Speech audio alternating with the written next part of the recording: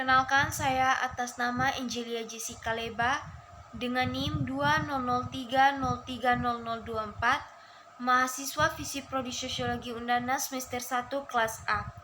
Baik, pada kali ini saya akan menyampaikan review materi pengantar sosiologi guna memenuhi nilai ujian akhir semester mata kuliah pengantar sosiologi.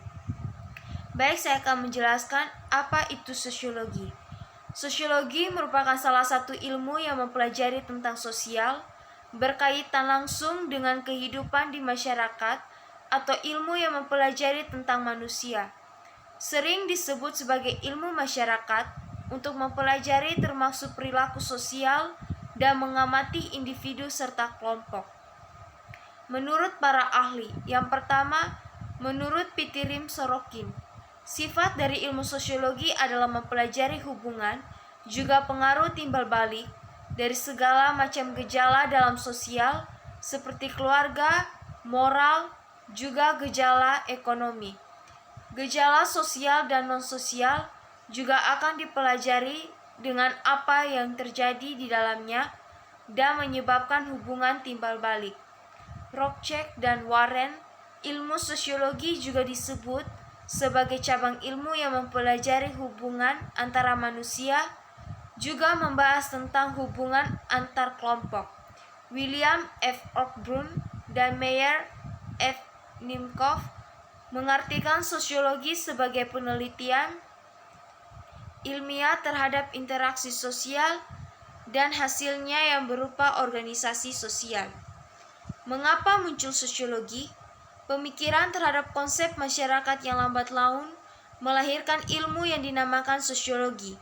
Adapun beberapa faktor pendorongnya adalah karena semakin meningkatnya perhatian terhadap masyarakat serta adanya perubahan yang terjadi dalam masyarakat, khususnya masyarakat Eropa. Masyarakat dan kebudayaan. Pendahuluan masyarakat adalah sekelompok orang yang hidup bersama dan menghasilkan kebudayaan. Tidak ada masyarakat tanpa kebudayaan dan tidak ada kebudayaan tanpa masyarakat.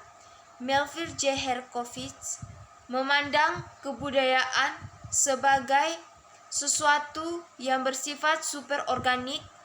Kebudayaan tetap eksis meskipun anggota masyarakat pendukungnya berganti-ganti. Apa itu kebudayaan? Kebudayaan adalah kompleks yang mencakup pengetahuan, kepercayaan, kesenian, moral, hukum, adat istiadat, serta kemampuan-kemampuan dan kebiasaan-kebiasaan yang diperoleh manusia sebagai anggota masyarakat. Selo Soemarjan dan Soe Laiman Soemardi mendefinisikan kebudayaan sebagai hasil cipta, rasa, dan karsa manusia. Unsur-unsur kebudayaan. Yang pertama, bahasa. Suatu pengucapan yang indah dalam elemen kebudayaan dan sekaligus menjadi alat perantara yang utama bagi manusia untuk meneruskan atau mengadaptasikan kebudayaan. Ada dua bentuk bahasa, yaitu lisan dan tulisan. Yang kedua, sistem pengetahuan. Unsur ini berkisar pada pengetahuan tentang kondisi alam sekelilingnya dan sifat-sifat peralatan yang dipakainya. Sistem pengetahuan meliputi ruang pengetahuan tentang alam sekitar, flora dan fauna, waktu, ruang, dan bilangan. Sifat-sifat dan tingkah laku sesama manusia, tubuh manusia. Yang ketiga, sistem kemasyarakatan atau organisasi sosial. Dimaknai sebagai sekelompok masyarakat yang anggotanya merasa satu dengan sesamanya. Organisasi sosial meliputi kekerabatan, asosiasi, dan perkumpulan, sistem kenegaraan, sistem kesatuan hidup, perkumpulan. Yang keempat, sistem peralatan hidup dan teknologi. Teknologi di sini dimaknai sebagai jumlah keseluruhan teknik yang dimiliki oleh para anggota suatu masyarakat, meliputi keseluruhan cara bertindak dan berbuat dalam hubungannya dengan pengumpulan bahan-bahan mentah, pemoresan bahan-bahan itu untuk dibuat menjadi alat kerja, penyimpanan, pakaian, perumahan, alat transportasi, dan kebutuhan lain yang berupa benda, material, unsur teknologi. Yang paling menonjol adalah kebudayaan fisik, yang meliputi alat-alat produksi, senjata, wadah, makanan dan minuman, pakaian dan perhiasan, tempat berlindung dan perumahan, serta alat-alat transportasi. Yang kelima, sistem mata pencaharian hidup. Ini merupakan segala usaha manusia untuk mendapatkan barang dan jasa yang dibutuhkan. Sistem ekonomi ini meliputi berburu dan mengumpulkan makanan, bercocok tanam, peternakan, perikanan, dan perdagangan. Yang keenam, sistem religi. Perpaduan antara keyakinan dan praktek keagamaan yang berhubungan dengan hal-hal suci dan tidak terjangkau oleh akal. Sistem ini meliputi sistem kepercayaan, sistem nilai dan pandangan hidup, komunikasi keagamaan, dan upacara keagamaan. Yang ketujuh, kesenian. Kesenian dapat dimaknai sebagai segala hasrat manusia terhadap keindahan. Bentuk keindahan yang beraneka ragam itu timbul dari imajinasi kreatif yang dapat memberikan kepuasan batin bagi manusia. Pemeraan bentuk kesenian dapat terbagi menjadi 3 garis besar, yaitu seni rupa, seni suara, dan seni tari. Unsur normatif. Unsur normatif kebudayaan. Yang pertama, unsur penilaian. Baik, buruk, benar, salah, menyenangkan, tidak menyenangkan. Yang kedua, unsur perintah. Boleh, tidak boleh, perintah larangan. Yang ketiga, unsur kepercayaan, selamatan, upacara, ritual. Yang berikut, klasifikasi norma masyarakat. Klasifikasi kelompok sosial menurut W.G. Sumner. Kelompok sosial merupakan sekumpulan individu yang memiliki ciri khas atau karakteristik tertentu serta kesamaan identitas yang saling berinteraksi bersama dan memiliki kesadaran kolektif sebagai satu kesatuan. Setiap kelompok memiliki norma atau aturan yang bersifat mengatur perilaku para anggotanya sehingga terbentuk pola perilaku tertentu yang menjadi ciri khas kelompok tersebut. Yang berikut, kebudayaan dan kepribadian. Antara kebudayaan dan kepribadian mempunyai hubungan yang erat karena kebudayaan menentukan apa yang harus diajarkan oleh orang tua dan bagaimana cara mengajarkannya, isi dan cara sosialisasi. Maka bisa diharapkan bahwa kebudayaan dengan nilai-nilai tertentu akan menghasilkan tipe kepribadian tertentu. Yang berikut, relativisme kebudayaan. Relativisme budaya adalah sebuah ide bahwa kepercayaan adat dan moralitas tidaklah absolut, namun bergantung pada budaya tertentu tempat seseorang berasal. Yang berikut, etnosentrisme dan seknosentrisme. Yang pertama, etnosentrisme adalah kecenderungan setiap kelompok untuk menekankan keunggulan kebudayaannya. Kebudayaannya sendiri menjadi patokan baik buruk, benar salah, tinggi rendah, berharga tidak berharga.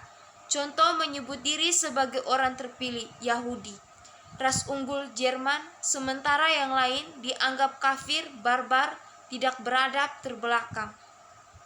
Yang kedua, xenocentrisme adalah pandangan yang lebih menyukai hal-hal yang berbau asing, gagasan, produk gaya sendiri dianggap inferior. Contoh, McDonald's lebih prestisius dibanding Berek. Yang berikut, sosialisasi. Sosialisasi adalah usaha memasukkan nilai-nilai kebudayaan terhadap individu sebagai individu tersebut menjadi sebagian masyarakat. Proses sosialisasi merupakan pendidikan sepanjang hayat melalui pemahaman dan penerimaan individu atas peranannya di dalam suatu kelompok. Teori sosialisasi George Herbert Mead. Menurut Mead, setiap anggota baru masyarakat harus mempelajari peranan-peranan yang ada dalam masyarakat. Pengambilan peran role taking. Dalam proses ini, orang belajar mengetahui peran yang harus dijalankannya dan yang harus dijalankan orang lain. Tahap-tahapnya, yang pertama tahap bermain, play stake. Pada tahap ini seseorang akan meniru berbagai peran, ayah, ibu, guru, tanpa memahaminya. Yang berikut tahap permainan, game stake. Pada tahap ini anak sudah tahu peran yang harus dijalankannya dan peran orang lain terhadap pengambilan peran, role taking. Pada tahap ini anak sudah dapat mengambil peran orang lain, generasi others.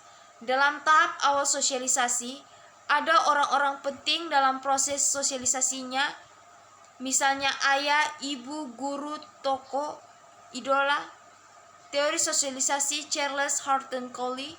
Menurut Collie, konsep diri seseorang berkembang melalui interaksinya dengan orang lain. Looking glass self. Diri seseorang memantulkan apa yang dirasakannya sebagai tanggapan masyarakat terhadapnya. Macam-macam sosialisasi. Yang pertama, sosialisasi primer. Sosialisasi primer merupakan bentuk sosialisasi yang pertama kali diterima oleh individu pada lingkungan di sekitar keluarga. Yang kedua, sosialisasi sekunder. Pada sosialisasi sekunder merupakan bentuk sosialisasi yang bertujuan memperkenalkan individu kepada lingkungan di luar keluarga. Yang ketiga, sosialisasi represif. Sosialisasi represif merupakan suatu bentuk sosialisasi yang mengarah kepada hukuman dan pemberian suatu hadiah. Yang keempat, sosialisasi partisipatoris.